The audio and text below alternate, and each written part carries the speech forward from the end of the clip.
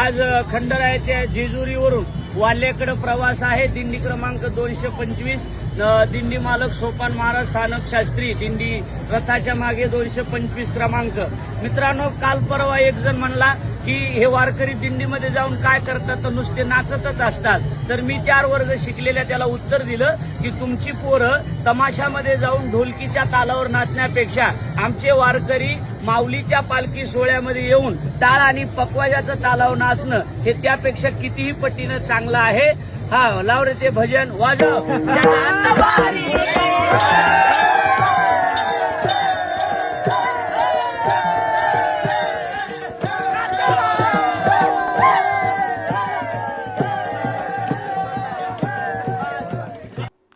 हा आहे वारीचा जल्लोष, हा आहे वारीचा उत्साह। प्रकाश महाराज साठे यांनी तमाशात नाचल्यापेक्षा आमच्या सोबत नाचलेलं कसं असं म्हणत वारीमध्ये ठेका धरला।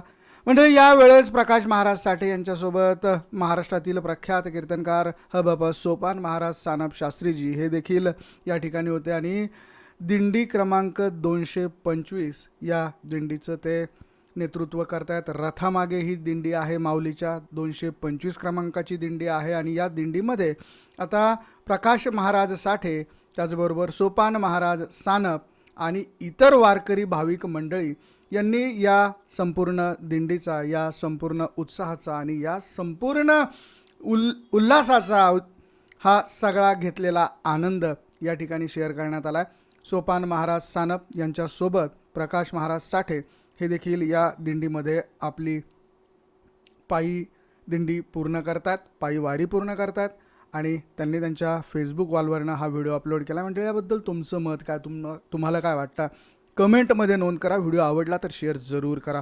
धन्यवाद।